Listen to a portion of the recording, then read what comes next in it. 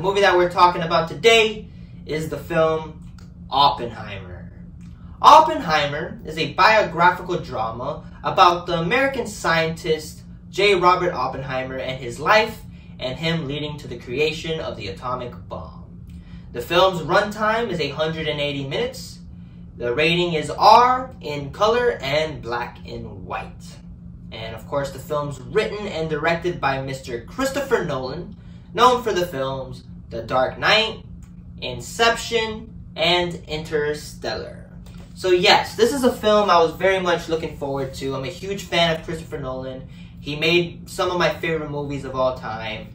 And yeah, I was very much looking forward to it, especially doing the whole Christopher Nolan movie marathon, seeing all of his films, talking about each of them individually, giving my opinions and all. And I was very much looking forward to this movie, mostly on just the stakes of the film and just the history of it all and just the man himself and the character. And this film has to be Christopher Nolan's masterpiece. This film is amazing. This film is damn near perfect. It's like Nolan's is freaking Godfather in a way. It's an amazing made film that leaves you just terrified of the future, and that's what Oppenheimer did. And yeah, this movie is marvelous. The performances by everyone is just masterful. You of course got Cillian Murphy playing the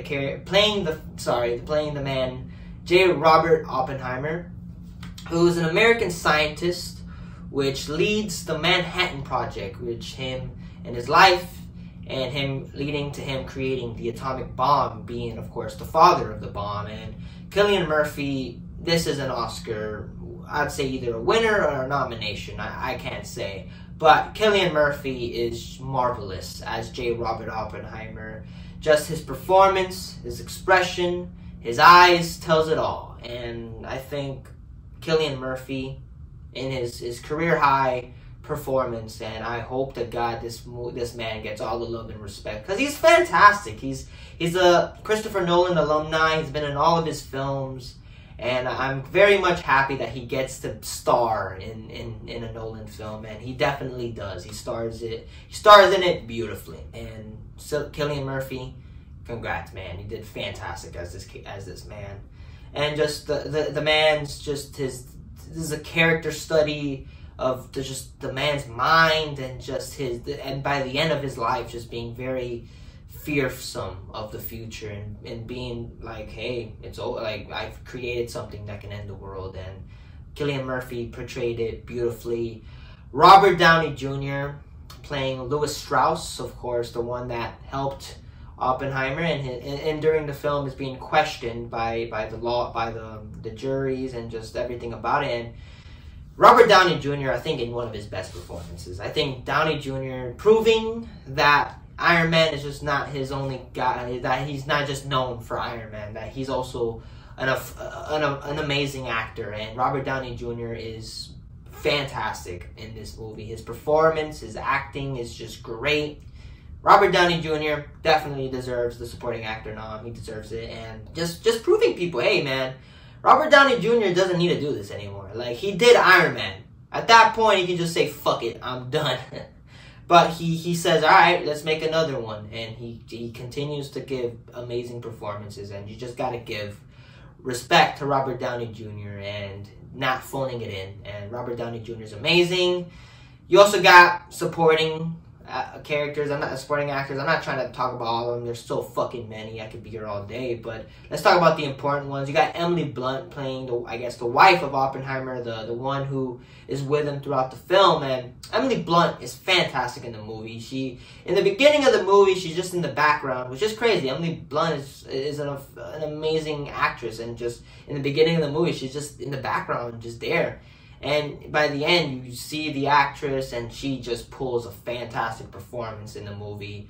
You also got Florence Pugh, who is the one that Oppenheimer gets a little fond of and has a little, I guess, involvement with. And yeah, Florence Pugh is great in the movie for the short role, and she's pretty damn good in the movie. And Matt Damon, he's great. He's a military guy who is the one that gives Oppenheimer the go and gives him the fund, and just like, all right, let's beat the Nazis. And Matt Damon's great. He's such a great actor. He's really good in the movie. And again, I'm not gonna state all the actors and their involvement, but there's so many. You have freaking Kenneth Branagh in the movie.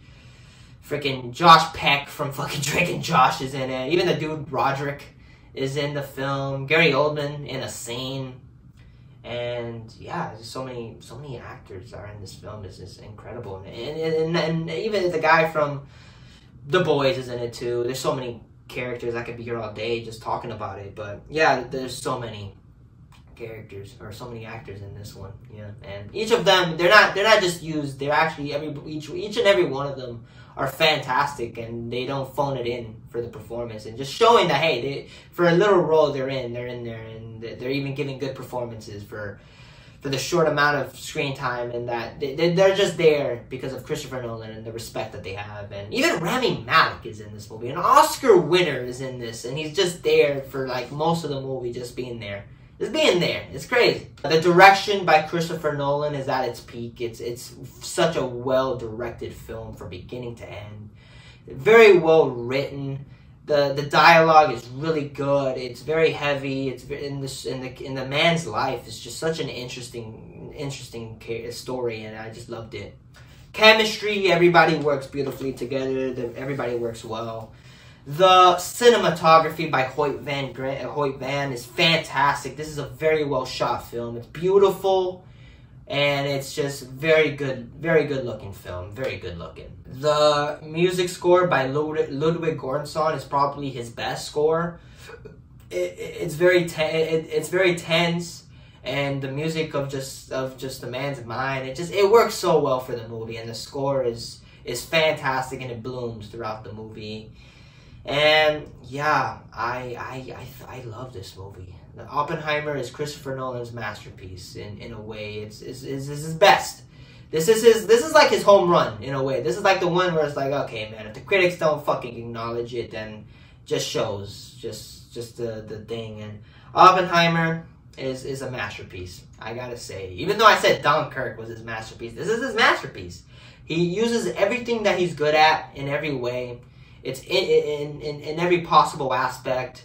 It's shocking, it's thrilling, and by the end you feel like Robert Oppenheimer just leaving the theater feeling just exhausted by just the stakes and just everything about this, like the man, and just the regret that he has from creating something such catastrophic. And I absolutely, this is deserved in every way, and I'm gonna have to give it a 5 out of 5 stars. I don't give legendary ratings for movies that I first see, because it's just like this is the first time I see it. But I think with more viewings, it could absolutely be a 6. This is Nolan's masterpiece, and it deserves all the praises it gets. And if I'm gonna give a letter for the movie, I'm gonna give it a B for bombs, because fucking heck, man, it is terrifying.